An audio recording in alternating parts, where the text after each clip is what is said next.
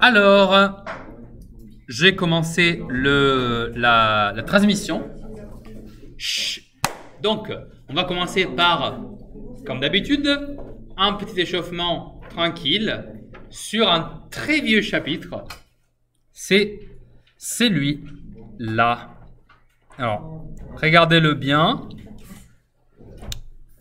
C'est un chapitre qui consiste tout simplement, j'espère que vous vous en souvenez, à lire du graphique d'une fonction plusieurs informations. Et les informations qui sont demandées sont ici marquées. Ok? Alors, j'essaie de vous l'agrandir un peu parce qu'il est peut-être pas assez grand pour tous. J'espère que ça va un peu mieux se passer. Voilà. Maintenant au boulot. Je vous laisse, comme d'habitude, 5 belles minutes. Et pendant ce temps, je vais partager avec vos camarades.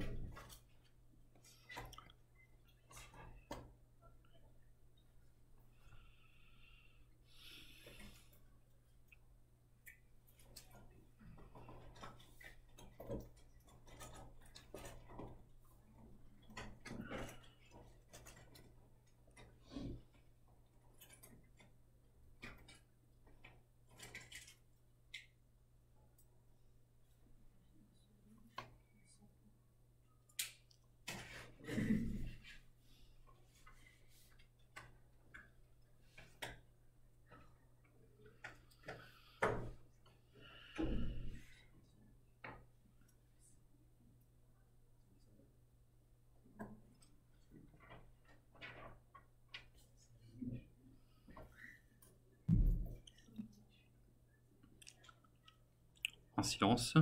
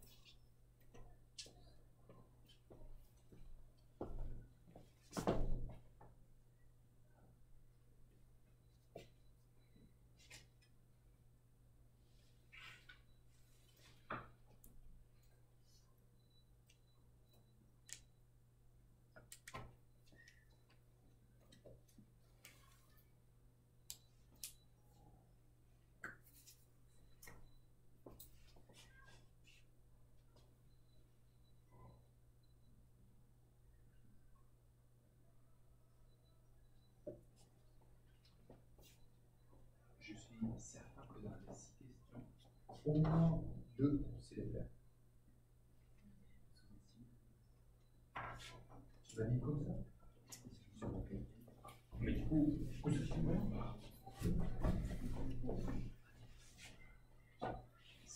s'il y a un blocage, passe à la demande.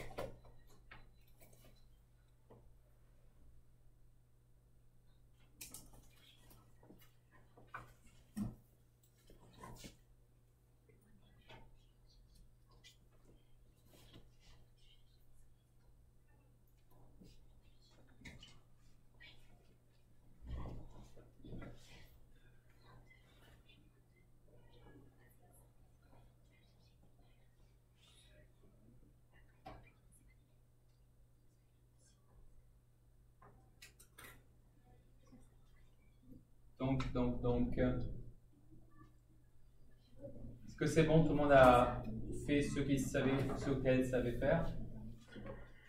Oui? Alors, ça c'est une révision sur le chapitre des fonctions et en particulier du lexique qu'on a appris à associer aux fonctions. D'accord? Donc ici on parle de image, on parle de antécédent, on parle de maximum, minimum, on parle de inéquation, voilà, il y a plein de choses. En fait, c'est même sur plusieurs chapitres qu'on a vus ensemble. Je vous rappelle, pour commencer, qu'il y a des petites aides mnémoniques, notamment, vous vous rappelez, quand on parle de antécédent, vous pouvez penser à l'axe des abscisses. AA. N'oubliez pas ça. Mais du coup, commençons par la première question qui concernait l'ensemble de définitions. Alors, l'ensemble de définitions, c'est l'endroit où la fonction a le droit de vivre. Et comme on l'a étudié, ça correspond à chercher, en fait, tout simplement, quelles sont les valeurs de x dans lesquelles la fonction va se situer. Or, vous le voyez que ce que je suis en train de ici assurer, c'est donc un espace, un intervalle des valeurs des abscisses, donc des x, qui font que dans cet endroit-là, la fonction peut vivre. Et donc, je vais écrire que l'ensemble des définitions de f est donné par l'intervalle -4, 6. Vous voyez, je commence ma vie à -4, -3, -2, -1, 0, nanana, jusqu'à 6. Donc, -4, 6. Et ça, c'est quoi? C'est pas un point, c'est pas un vecteur, c'est un intervalle. Parce qu'il y a les... Yes. Ensuite, on parle ici de image. Je veux l'image par f, bien sûr, hein, il n'y a pas trop de choix, de 5. 5, du coup, je vais le chercher où? Oui, Mathis? Sur les antécédents, parce que je veux son image. Donc, lui, il doit être, à l'inverse, un antécédent. Alors, le 5 dont on parle, c'est ce 5-là.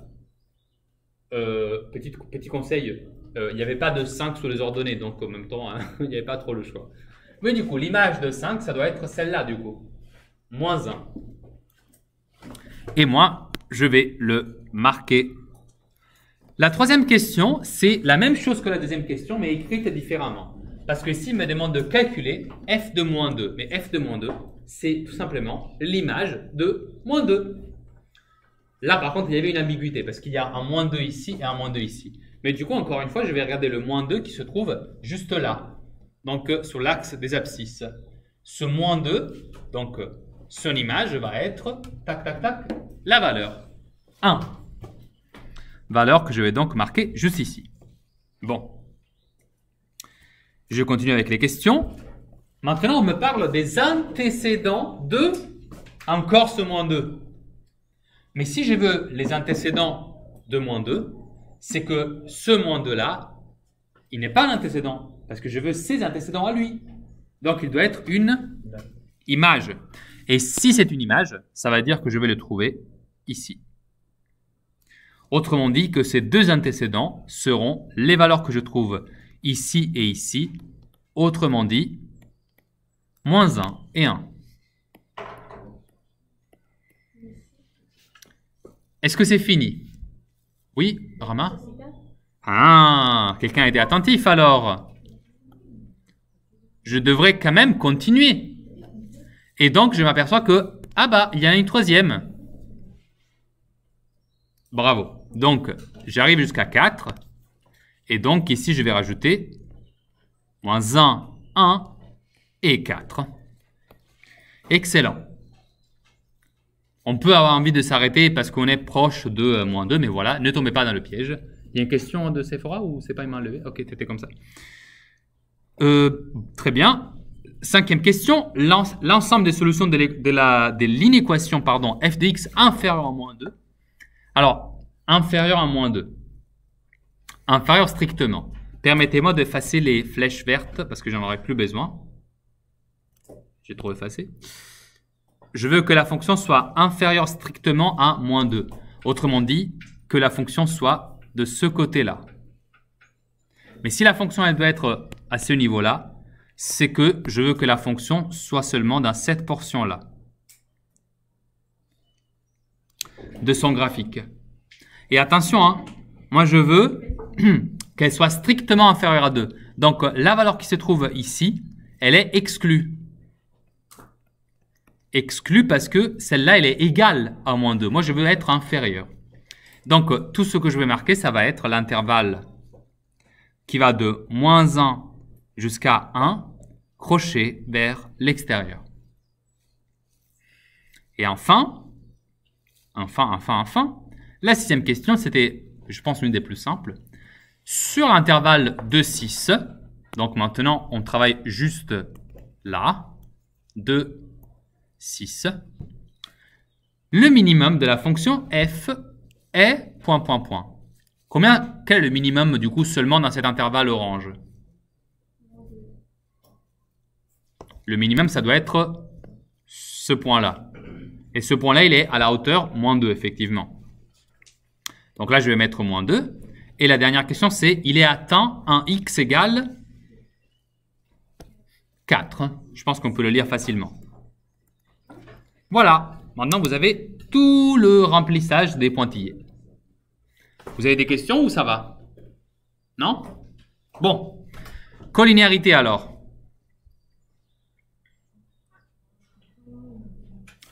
Let's go. Alors, ça c'est un entraînement sur la technique que l'on a introduit la semaine dernière, mais que j'ai rappelé ce matin. C'est donc celle qui se fait avec le calcul du déterminant. Et en plus, ici, il vous demande donc de faire une petite chose supplémentaire. Alors déjà, il vous demande de vérifier qu'ils sont collinaires. Donc, vous allez me faire un petit déterminant à chaque fois et vérifier que si vous le calculez, ça vous fait à chaque fois 0.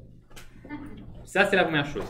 La deuxième, c'est de vérifier que pour tous ces 4 couples de vecteurs, il y aura une relation comme celle que je vous avais indiquée ce matin. V égale à un certain nombre de fois U.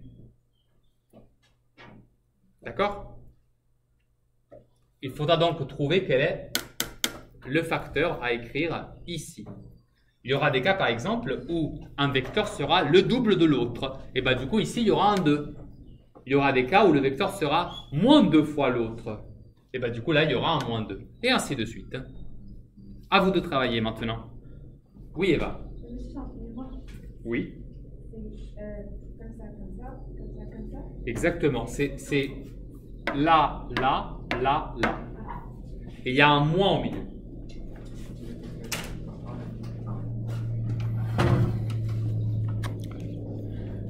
Comme ça, hein? Pardon.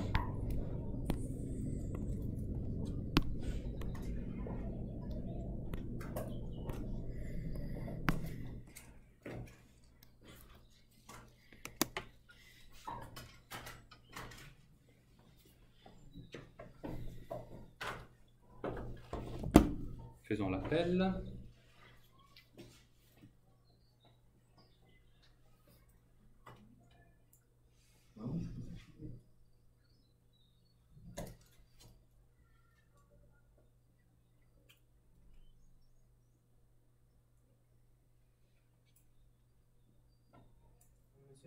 Je n'ai pas compris comment il faut compléter. Ça? C'est juste égal. Est-ce que ce vecteur est égal à ce vecteur? Est-ce que 4 est égal à moins 8? Non. La question que tu dois te poser, c'est fois combien tu as dû multiplier 4 pour arriver à moins 8? Combien, pardon? Fois moins 2. Et c'est vrai. Et regarde d'ailleurs, si tu fais ça fois moins 2, tu trouves moins 2. Donc là, tu mets moins 2 pour le premier couple. Merci. De rien.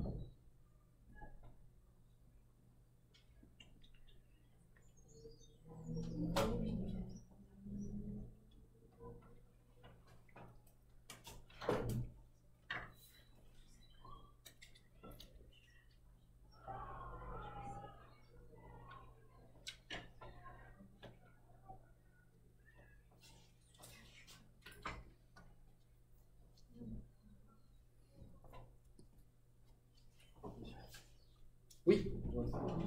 Quoi? Bien sûr. Il n'est pas là juste pour la beauté.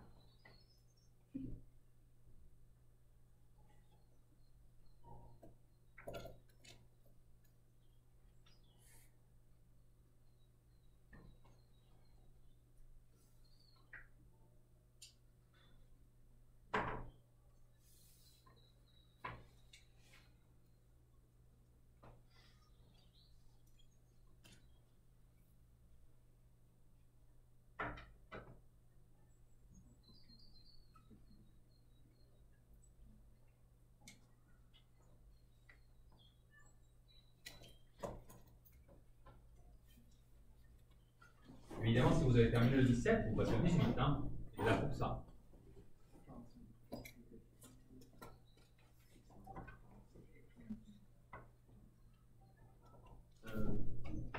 Calculer les déterminants, ça veut dire qu'il faut savoir si c'est polynomial. Non. Non, non. Là justement, l'exercice est juste de calculer les déterminants et c'est tout. 0 ou autre chose. Ça peut être soit 0, soit autre chose. D'accord? Mais le but, c'est juste de faire le calcul. Pour la dernière, c'est on va faire deux fois La dernière de quel exercice? Ah. on va faire deux composés. Bah, du coup, tu te rappelles du vecteur i et du vecteur j, combien ça vaut? Non? Alors, i c'est 1, 0 et j c'est 0, 1. Écris-le. Ça sera plus facile une fois écrit.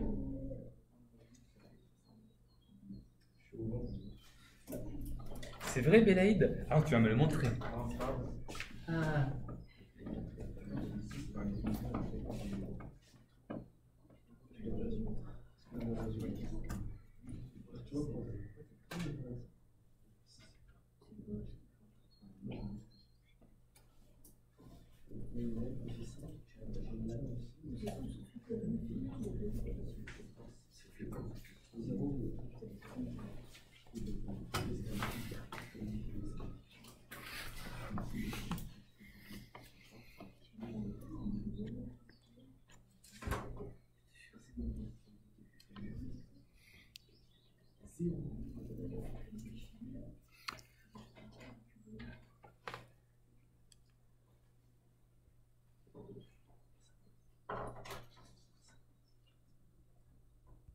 Alors, vous avez eu, je pense, assez de temps pour terminer au moins le 17. Oui. Eric, t'es arrivé à laquelle du 17? Mais tu l'as fini là, c'est. Youpi. Commençons donc par la première, où vous aviez tout simplement à faire les deux multiplications. 1. Pardon, je suis avec le mauvais stylet. Je disais 1 fois moins 8, soustraction, moins 2 fois 4. Alors, 1 fois moins 8, je pense que vous êtes d'accord avec moi, ça fait moins 8, hein, tout simplement. Moins 2, ça fait plus, du coup. Et 2 fois 4, ça fait 8. Ah bah alors, moins 8 plus 8, on trouve bien ce qu'il fallait qu'on trouve, 0. Je vais faire d'abord les cas déterminants et après je vais déterminer les relations entre les deux vecteurs, ok? Pour le deuxième, pardon, je vous affiche quand même le calcul du déterminant précédent. Pour la deuxième, du coup, je procède et je vais faire 6 fois 6 moins 9 fois 4. Mais vous le savez, 9 fois 4, ça fait bien 36. Tout comme 36 égale à 6 fois 6. Encore une fois, oui. La troisième, du coup, ça va être moins 5 fois moins 9, à laquelle je vais soustraire 15 fois 3. Alors, faisons le calcul. Alors, moins et moins, ça fait plus. 5 fois 9, ça fait 45. Eh bien, 15 fois 3, ça me donne le même résultat. Ça fait encore une fois 45. Ce qui fait que du coup, le résultat final, c'est juste un joli 0. On aime bien, c'est facile. Et enfin, le tout dernier, ça va être 4 fois 18, oula, calcul un peu plus dur, moins 6 fois 12. Alors, 4 fois 18, ok, calmez-vous. Et 6 fois 12, 72. Donc voilà, pour les 4, On a trouvé la collinéarité. Est-ce surprenant? Bah, pas trop, parce que si vous lisez bien attentivement le texte de l'exercice, il disait vérifier qu'ils sont collinaires. Vérifier, ça veut dire montrer que c'est vrai. Pas si c'est vrai. Montrer que il est vrai qu'ils sont collinaires. Belaïd, c'est clair ou pas? Maintenant, il faut trouver du coup les relations V égale à un certain nombre de fois U. Alors pour la première, je vous avais quasiment donné la réponse en début d'exercice.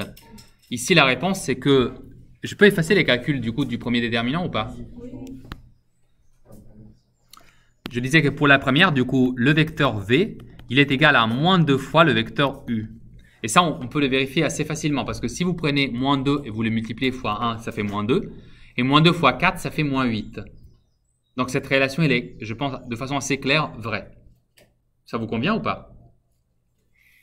Pour le deuxième, c'est un peu moins évident, mais tout devient simple une fois que vous avez remarqué que entre 6 et 9, en fait, exactement, il y a 3, et 3 c'est la moitié de 6. Donc ça veut dire que j'ai rajouté la moitié à 6 de lui-même. Ça veut dire que je l'ai multiplié fois exactement. Donc ça va être égal à mon vecteur V. Oui. 9. Ah, ok. Donc ça, c'est pour la deuxième. Pour le troisième couple, c'est pas 2, non.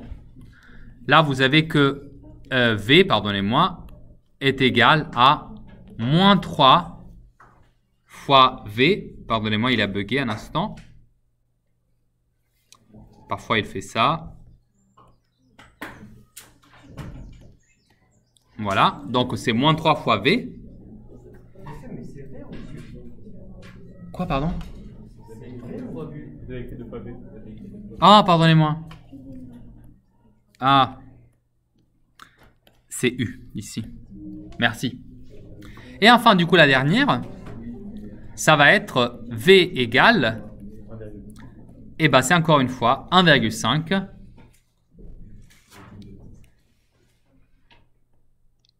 fois U. Voilà.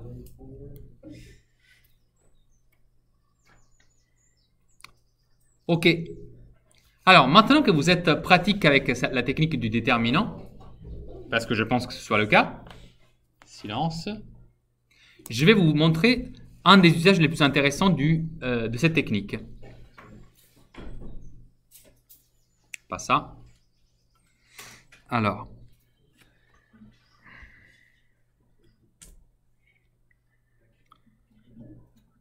Prenez ces deux exercices. Regardez-les un peu. Alors, ça va s'afficher un peu plus clairement. Alors, lisons-les un instant, d'accord? 75. Vous les avez dans la fiche que je vous ai distribuée la semaine dernière. Ça, c'est la page 216, il me semble. Alors, dans un repère orthogonal, placez les points suivants. Donc, voilà, il vous donne 4 points. Et ensuite, il vous pose une question qui n'est pas directement la question est-ce qu'ils sont collinaires ces vecteurs. La question ici c'est est-ce que les droites suivantes sont parallèles. Première question, c'est le parallélisme du coup des droites AB et CD. Et deuxième question, c'est le parallélisme des droites AC et BD. Et là, on a le droit de se poser la question, mais pourquoi elle me pose la question du parallélisme en sachant qu'on est en train de parler de collinéarité? Alors c'est bizarre, mais il y a une logique.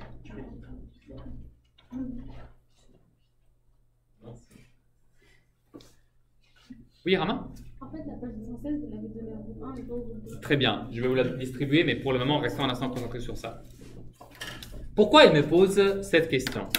Eh bien, c'est parce que nous avons identifié la propriété de la collinéarité comme du coup le partage de la ligne, donc le partage de la droite.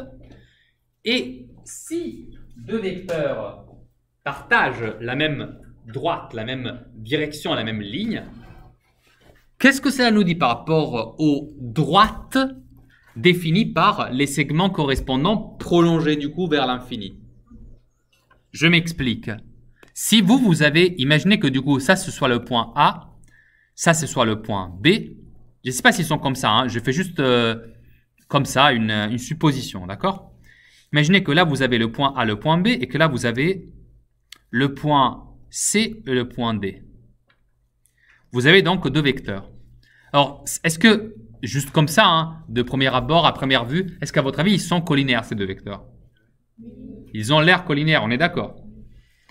Alors, tracez maintenant les deux droites que l'on obtient si juste on les prolonge tous les deux vers l'infini.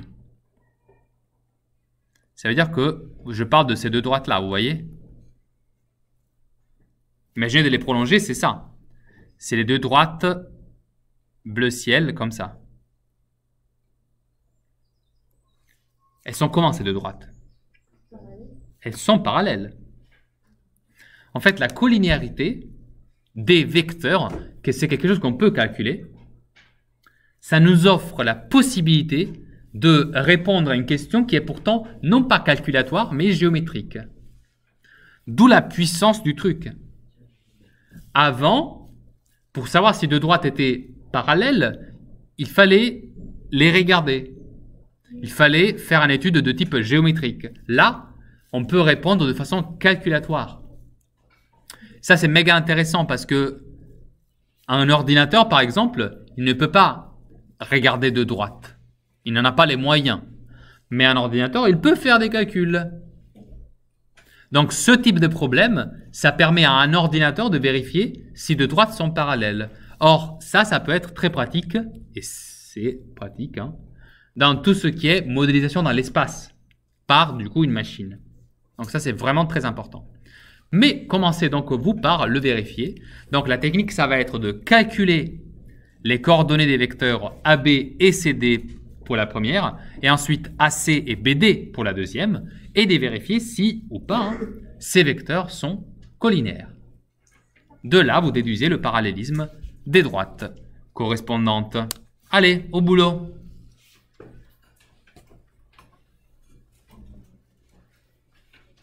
Let's go!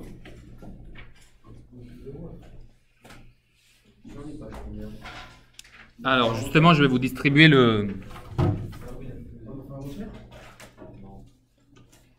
Est-ce que c'est pas écrit?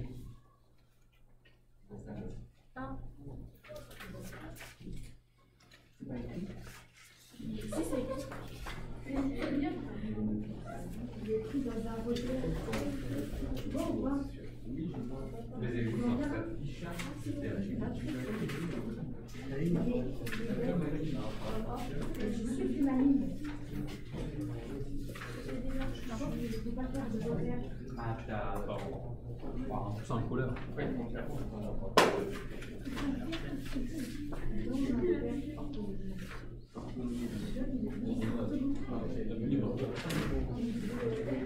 C'est porté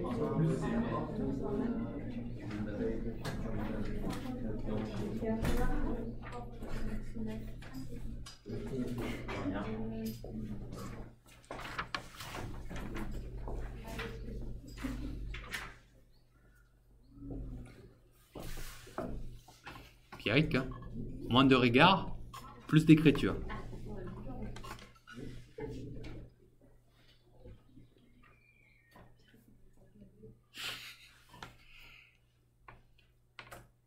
J'ai rien dit.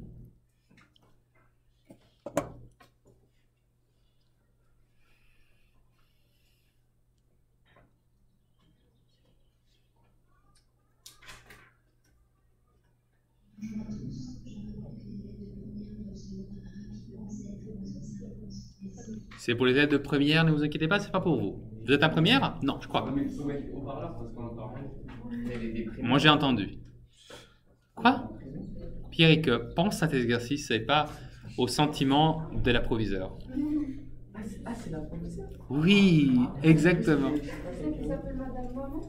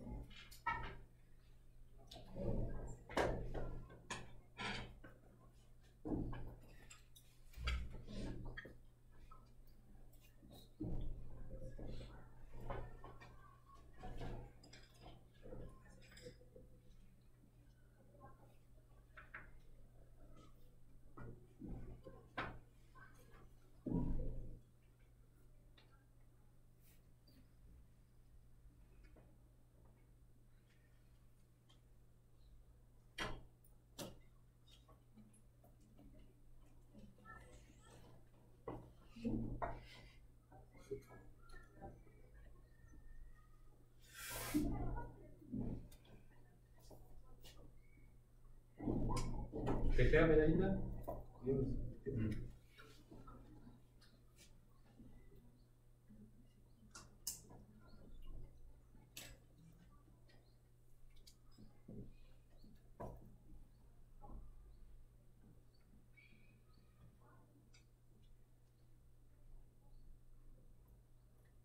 Yannick, qu'est-ce qui te bloque?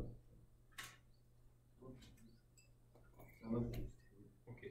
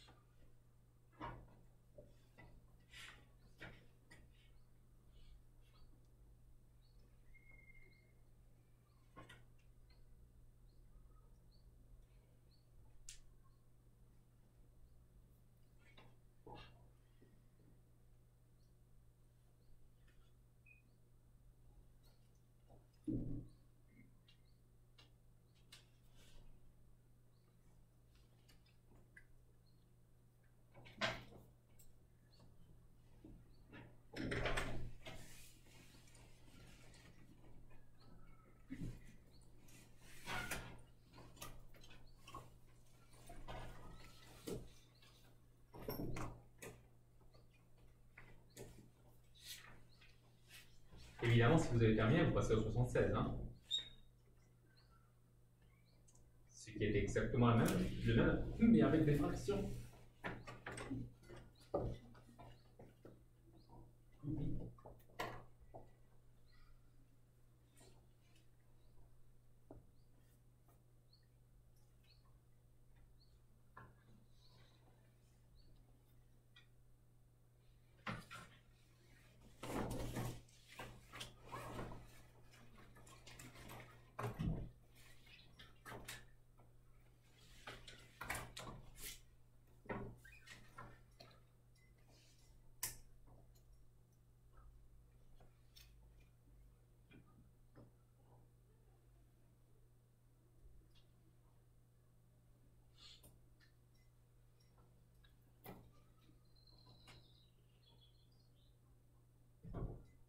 Rien, t'as fini? T'es deux? Ah.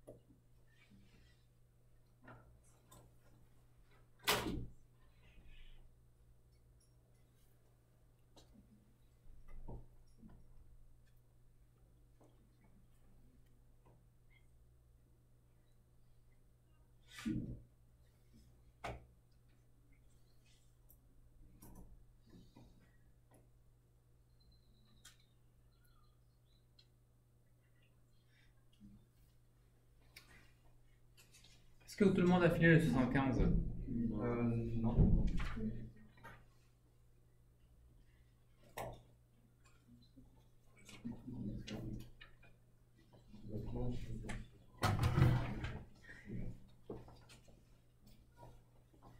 Tu as fini le 75? Non. Qu'est-ce qui te manque? Est-ce que tu as calculé les vecteurs?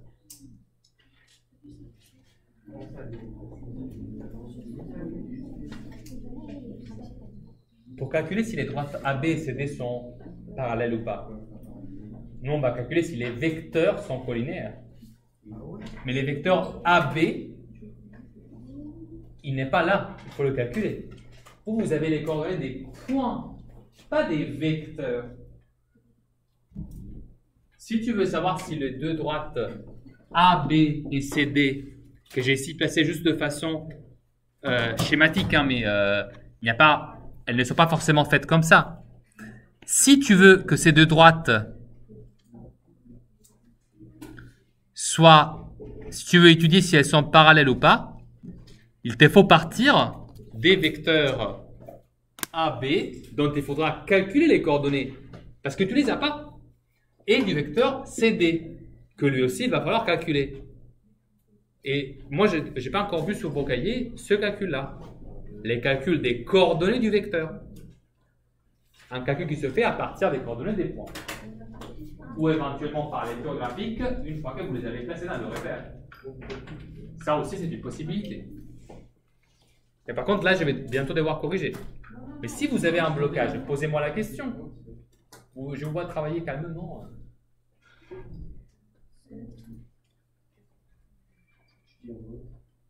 Mais sûr, il ne fallait pas faire un repère. Si, c'est marqué. Belaïd, c'est marqué. Placez les points dans un repère orthogonal. Ensuite, tu déduis quelles sont les coordonnées du vecteur AB et du vecteur CD, et tu vérifies si les droites AB et CD. J'ai fait à l'aide du graphique. Mais c'est très bien.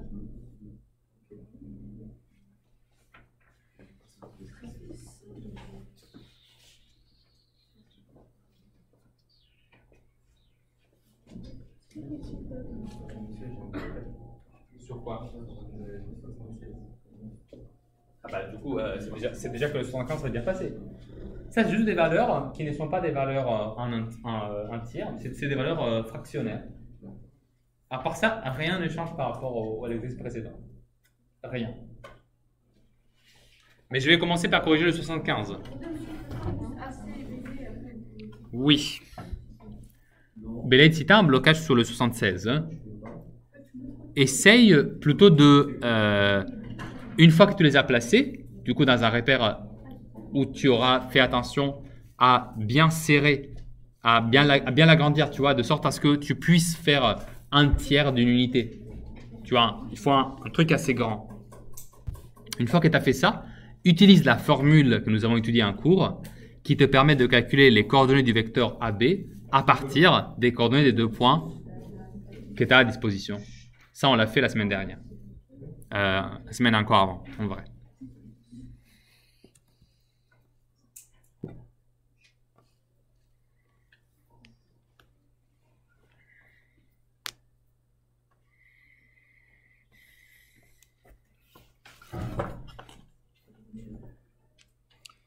Excellent.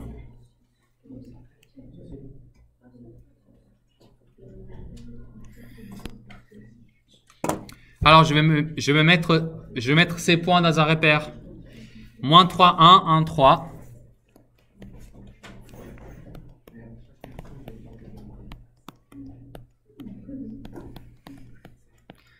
Ensuite, on a 1, moins 4 et 7, moins 1. Commençons par les placer.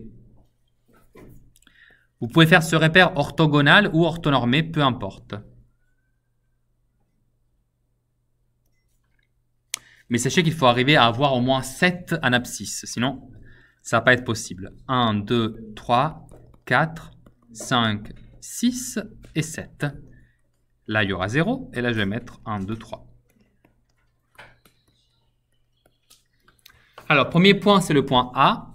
Il a comme coordonnée moins 3, 1. Donc, il va être situé ici. Deuxième point, c'est 1, 3. Il va être là. Troisième, c'est C1, moins 4. Donc, il va être là. Et enfin, c'est le point D qui est 7, moins 1. Donc, il va être là. Alors, si je trace les vecteurs correspondant déjà à AB, ça me donnera ça. CD, ça me donnera ça. Est-ce que, à votre avis, les droites, du coup, obtenues avec le prolongement, ont l'air parallèles ou pas? Un peu quand même, hein? Un peu quand même. Alors, soit, je vous disais, vous pouvez trouver les coordonnées des vecteurs AB et CD juste par lecture graphique. Hein. C'est une possibilité. Ici, c'est assez simple de faire ça. Par exemple, AB, on peut le lire graphiquement. Vous faites 4 pas dans la direction horizontale et 2 pas dans la direction verticale. C'est 4, 2. Alors que pour le vecteur CD, vous faites 1, 2, 3, 4, 5, 6 pas dans la direction horizontale et 3 pas dans la direction verticale. Donc c'est 6, 3. Imaginez que vous n'avez pas fait ça par lecture graphique. Imaginez que vous l'avez fait par le calcul. Regardez que ça vous donnera le même résultat. En effet, si par le calcul, je veux calculer les coordonnées du vecteur AB, je vais me serrer un peu ici. Alors, vous vous rappelez le groupe des années 70 et 80 ABA, c'était la manière pour retenir comment on fait le calcul. Le vecteur AB utilise les coordonnées des points BA dans cet ordre. Alors, BC 1, 3, moins, les coordonnées du point A, donc c'est moins 3 et 1. Or, ça fait 1 moins 3, ça fait 4, parce que c'est 1 plus 3. Et 3 moins 1, ça fait 2. Donc, je retrouve 4, 2. Tout comme j'avais déjà écrit juste à côté. Alors, pour CD, du coup, ça va être DC. Alors, les coordonnées du point D, c'est 7 moins 1. Et les coordonnées du point C, c'est donc 1 et non, moins 4. Voilà. Donc, si je fais ce calcul-là, je trouve 7 moins 1 qui me donnera bien 6 et moins 1 moins 4, ça fait moins 1 plus 4. Or, moins 1 plus 4, je pense que vous le voyez maintenant, ça fait 3. Donc, les vecteurs CD et AB, je les ai déterminés de 2 façons différentes et vous voyez, ça coïncide. Donc, c'est un bon signe pour dire que j'ai bien fait les calculs. Vous voyez? Maintenant, déterminant. Béaïd. Déterminant, regardez, je me les mets à côté pour ne pas me tromper. J'ai 4, 2, c'est le premier, et 6, 3. Et moi, je sais que je vais faire ça. 4 fois 3 moins 6 fois 2. Ou 2 fois 6, ça va être pareil. 4 fois 3, ça fait 12. 6 fois 2, ça fait toujours 12. 12 moins 12, ça fait 0. Bingo, les vecteurs AB et CD sont collinaires. Donc, je vais l'écrire ça. J'en déduis que AB est collinaire à CD.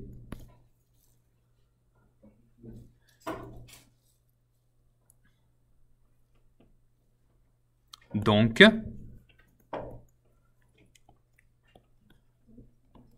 la droite AB est parallèle à la droite CD.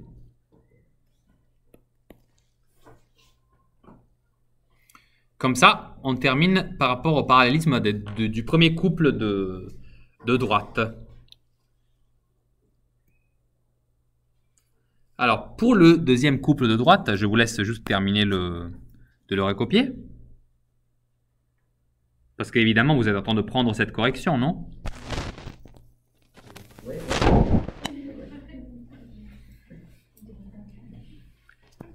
Tu mens très mal. Donc, maintenant, occupons-nous des vecteurs AC et BD. Alors, déjà, est-ce qu'à votre avis, les deux droites vont être parallèles ou pas? Et on le voit, parce que si vous vous amusez à les prolonger, regardez, celle-là, n'est-ce pas? Regardez, du côté de A et de B, on voit qu'à un moment donné, elles vont se rencontrer. Alors, il n'y a pas d'intersection ici, mais on le voit qu'elles ne sont pas parallèles. Donc, maintenant, vérifions-le par le calcul. Alors, cette fois-ci, je vais quand même calculer les coordonnées des deux vecteurs AC et BD, juste avec une technique. Et je vais choisir de le faire par lecture graphique. Alors, je trouve que AC, c'est le vecteur qui fait 4 pas dans la direction horizontale, 1, 2, 3, 4, et moins 1, moins 2, moins 3, moins 4, moins 5 pas dans la direction horizontale. Et de la même façon, si je regarde BD, lui il fait 1, 2, 3, 4, 5, 6 pas, excusez-moi, dans la direction horizontale.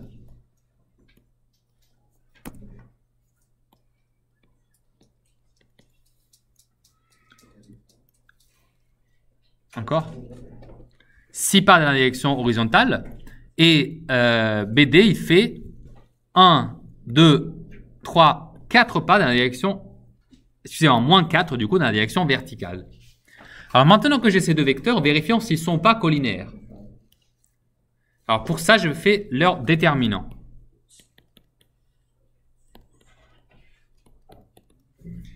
Autrement dit, je vais prendre 4 moins 5, je vais prendre 6 moins 4, je me les mets à côté pour ne pas oublier les valeurs de leurs coordonnées. Et ensuite, je vais faire le calcul du coup, cette diagonale contre cette diagonale.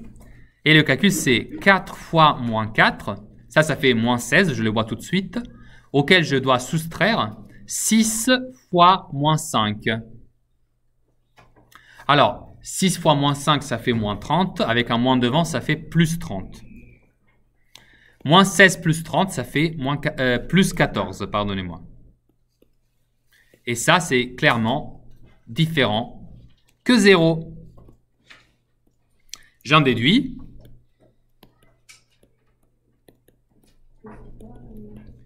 que, il faut l'écrire bien par contre, j'en déduis que AC n'est pas collinaire à BD et que donc la droite, cette fois-ci AC, n'est pas parallèle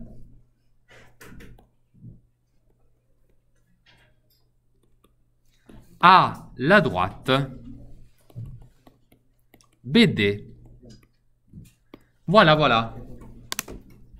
Alors, je vous laisse juste le temps de recopier cela.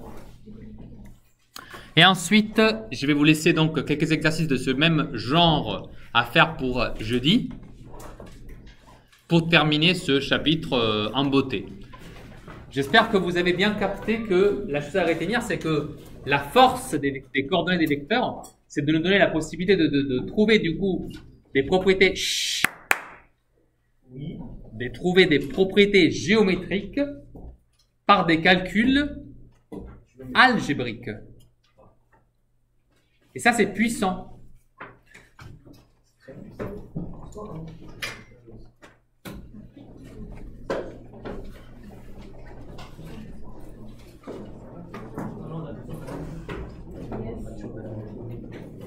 En sachant que ce n'est pas un poisson d'avril, il y a les exercices suivants à faire pour le 1er avril. Ah, monsieur, 1er avril, poisson d'avril.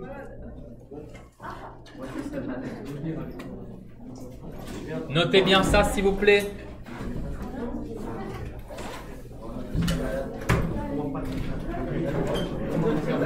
Alors, si vous rentrez chez vous, n'oubliez pas de prendre votre smartphone. Celui-là, parce qu'on va continuer l'application cet après-midi.